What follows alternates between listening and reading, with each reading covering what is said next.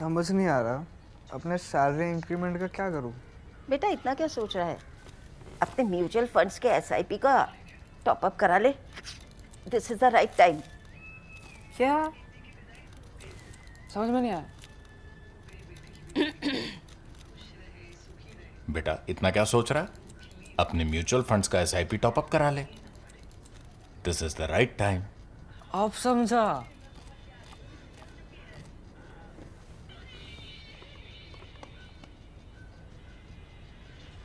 Mutual fund investments are subject to market risks. Read all scheme-related documents carefully. Cut the Clutter today is looking at a part of the world which we rarely look at, and that's quite unfortunate. We rarely look at it, but at least we do it sometimes. If you look at the media in general, TV, don't talk about TV, print, anything, you will find very little on Africa. If at all you find something, it's about some piracy off the coast of Somalia, etc. Nothing else. However, one of the biggest stories in the world is currently playing out in Africa, in the heart of Africa. It is so important that Donald Trump, in the list of things for which he thinks he should get one of his successes, each deserving of a Nobel Prize, as he says, is bringing about peace between DRC, Democratic Republic of Congo, and Rwanda. This is a war that's been going on now for some time. It's gone on in the past. It's seen many massacres in the past, many massacres in Congo, many massacres in Rwanda. Rwanda massacre of 1994 is somehow more frozen in our memories. That was the massacre of Tutsis by Hutus. Two tribal communities, and Tutsis were the minority in Rwanda, and more than 1 million of them were killed in 1994. So that is one. The other thing that we don't think about sufficiently is what's been happening in Democratic Republic of Congo, DRC. Democratic Republic of Congo has had at least 3 big periods of war since it became independent in 1960. Congo, DRC. There are 2 Congos, and I will talk about that in just a bit. DRC became independent from Belgian colonial rule in 1960. Belgians were the colonial masters of DRC, and they were among the toughest and roughest of colonial masters. In fact, Joseph Conrad's famous small book is written based on his experiences on exploitation of the native communities in Congo. And he's the one who, in that really pained Bukela, which came from the heart, he immortalized the expression, the horror. That is what the colonization of DRC was. So it's been a very unfortunate country. From 1960 to 1965, it had many rebellions, it had much instability. The communist leader who took over, who had led the rebellion against Belgian colonial control, Patrice Lumumba, he was not allowed to rule for a long time. In fact, his president, Patrice Lumumba, became prime minister, and he sworn in Joseph Kasuvubu as president. Soon enough, 30th June 1960, Lumumba was sworn in, and July 5, a rebellion started. 5th September, Kasuvubu, who Lumumba has appointed president, fired Lumumba and took over. Lumumba carried out a tit-for-tat firing and fired Kasuvubu instead. In the meanwhile, on September 14, Colonel Joseph Mobutu. Now that might be a name that's more familiar to us because he ruled for a long time. He ruled DRC as its dictator starting 1965. He arrested Patrice Lumumba, who was sent to Katanga, which was to the south of Congo and was mineral rich, and thereby lies the main story, the nub of the story today. And there, Lumumba was assassinated in January 1961 in jail. And there it was proven that there was US and Belgian complicity in this because Mobutu was supported by the CIA. That's the reason the Soviets really celebrated Lumumba. They celebrated him by setting up a university in his name called Patrice Lumumba University, which is now called Patrice Lumumba People's Friendship University. It still runs there. By this time, DRC had also become the hotbed of big power rivalry. The Cold War was being fought there.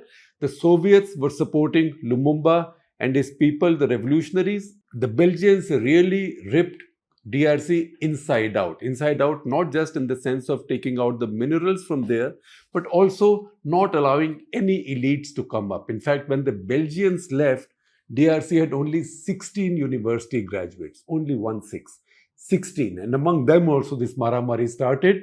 There were lots of Belgian army officers left, armed forces officers left. There was fighting with them because Congo's DRC soldiers said we are not being paid enough, that the Belgians came in to help their officers. In the process, the Americans also came in, and this became a proxy war at the peak of the Cold War, being fought to the last Congolese in this case.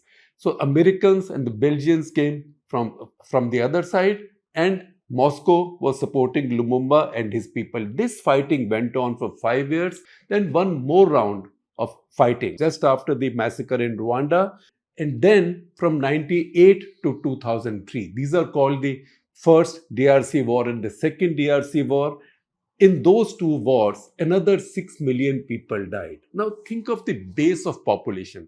6 million is the number of Jews killed in the Holocaust. So effectively, over a 40-year period, 45-year period, Democratic Republic of Congo had the equivalent of 2 Holocausts, besides the fact that right through there were insurgencies, infighting, assassinations, lawlessness. In the process, a country which has among the greatest mineral resources in the world, among the greatest storehouse of mineral resources, today has a per capita income of $746, has a birth rate, a total fertility rate of 6 babies per woman. That is, an average woman in DRC produces 6 kids in her reproductive years, which means 100 women will produce 600 babies in their reproductive years. This leads to a population growth rate of nearly 3.5%.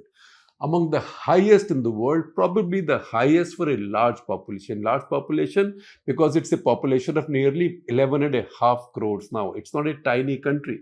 In fact, so high is the birth rate of DRC and so high are the fatalities, so high is the death rate that the average age, the mean age of DRC population is 15.5 years.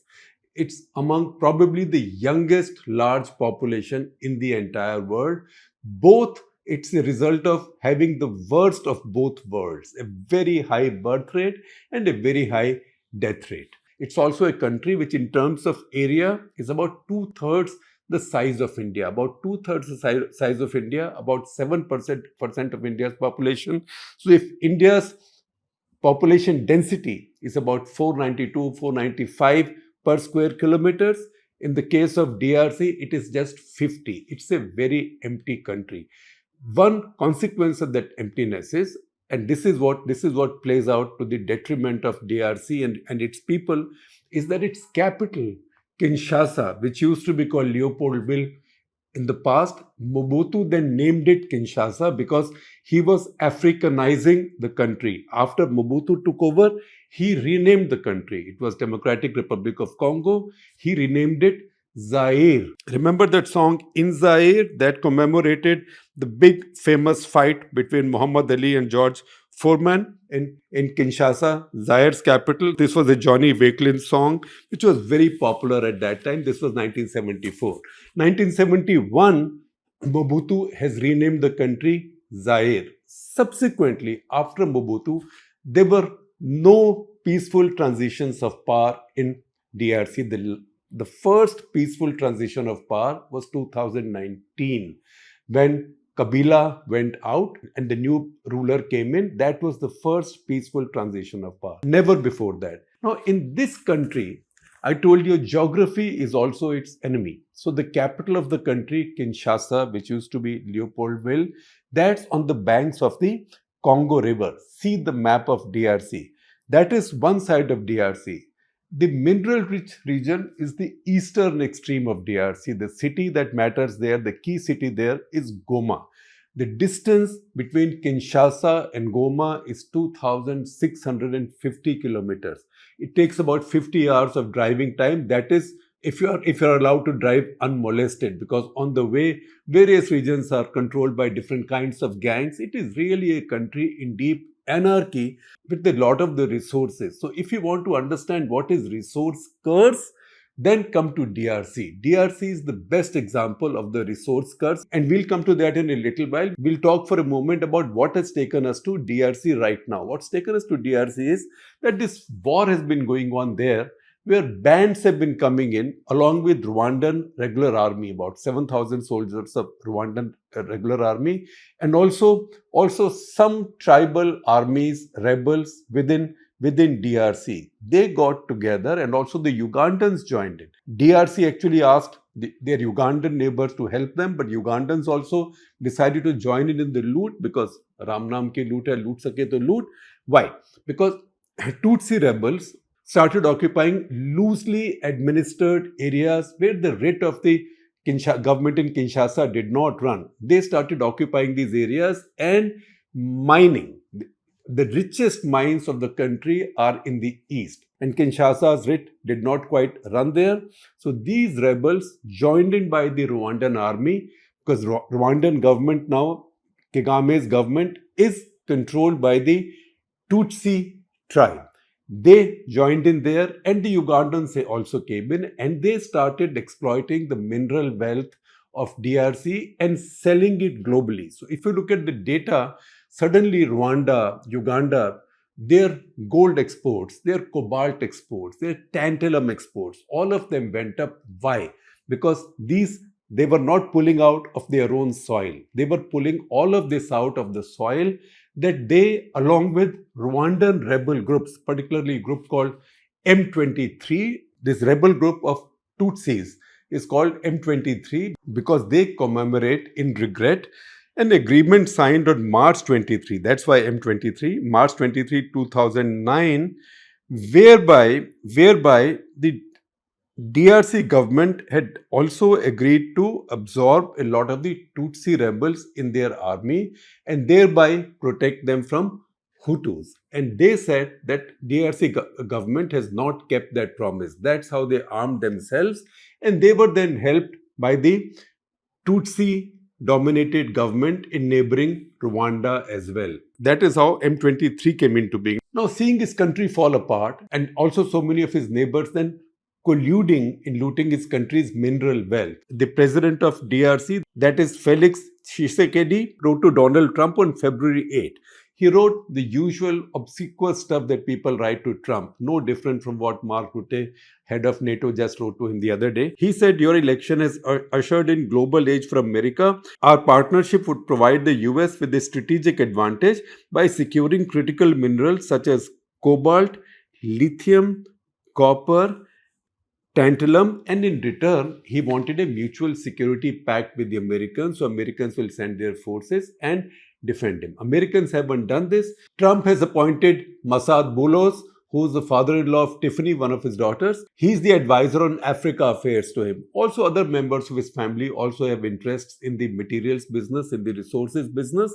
And as you would expect in every panga in the world right now, every bad panga in the world, Qatar has got involved. Qatar has also played a significant role in giving the guarantees or bringing the guarantees to bring about a truce, an agreement between DRC and Rwanda. That agreement is being signed today by the foreign ministers of the two countries in the White House as I record this episode very late on the evening of Friday. And once this agreement takes place, the fighting will stop. Both countries have agreed to respect each other's sovereignty, and then the American and the Qataris and the other interests will come in, and those will become guarantees for stability and security in the country. Let us see what will happen, where this will reach in the end, because the Chinese are already there. They will not let this go uncontested also. So for some of the issues that had brought the Soviet power and then the Western powers into conflict in the early 60s, that conflict in 1961 had also led to death through a plane crash of Dag Hammarskjöld, then Secretary General of the UN, who was trying to bring about peace in the Congo. The same issues will arise now as well, because Congo has got what is called the resource curse. So what is the resource curse? Resource curse means when a country is gifted with enormous natural resources but does not have political stability. And then other countries take advantage of that to come to colonize it or to find other ways of looting these natural resources. Now, it's also true that it's a vicious cycle, because the availability of enormous natural resources also feeds into political instability, dictatorships, etc., because dictators can then finance their power by using the same resources. The idea of a resource curse actually emerged in 1711, if you research it. That is around time the British, they were setting up their own colonies across the world, including in India. 1711, there was an article in the Spectator magazine which had a line, I quote the line, "It is generally observed that in countries of the greatest plenty, there is the poorest living." However, this was not put into a theory until much later. So 1993, Richard Otti, who was a professor, economics professor, he's now professor emeritus at University of Lancaster, he wrote a book called The Resource Curse Thesis. Also in 1995, Jeffrey Sachs, who now you see very often on your TV channels and on YouTube, he's a big critic of American power and Donald Trump, and big critic of Netanyahu, big critic of the war in Ukraine, the support for Ukraine, and a socialist. He co-wrote a book with Andrew Warner in 1995, again making the same point that natural resources abundance equals poor economic growth. That is precisely the curse that DRC has. You want to see how this curse works and doesn't work? Just across the Congo River, the two closest capitals to each other geographically, the closest are the capital of Congo and another country, a much smaller country with 6.5 million people called Republic of Congo. So there is the Democratic Republic of Congo, the bigger country. On one side of River Congo, Kinshasa is this side of the River Congo. Just across the river is the city of Brazzaville. City of Brazzaville is the capital of Republic of Congo. That is 6.5 lakh people. It has some oil, not too little. It now pulls out 98 million barrels of oil in a year, and that's its only income. But it mostly has peace and stability because it doesn't have any of the other, probably because it doesn't have any of the other minerals, particularly what have now become critical minerals. What are these critical minerals? All right, DRC has a fair bit of gold, but that is not the issue right now. The issue right now is cobalt and something called tantalum. The eastern DRC, where the fighting is now taking place or has been taking place, actually has the world's largest and the richest reserves of something called coltan. Coltan is a mineral out of which comes tantalum. Tantalum is a critical mineral without which nothing can work. No missile can work, no rocket can work, no fighter plane can fly, no engines will work, my phone will not work, your laptop will not work, nothing high-tech in the world can work without tantalum. Tantalum comes out of coltan. DRC today has about 60 to 65%, if not more, of all of the globe's storehouse of tantalum. And that becomes a curse for DRC because it's a weakly governed country and everybody wants a part of the loot. Similarly, DRC has about 55%, in fact, precisely 54.5% as estimated now, of the world's cobalt resources. Without cobalt, no electric vehicles will work. A lot of the other new energy industry will come to a standstill. So once again, it becomes a critical mineral. And these are the minerals that the whole world is fighting for. And these are the minerals which have become DRC's resource curse.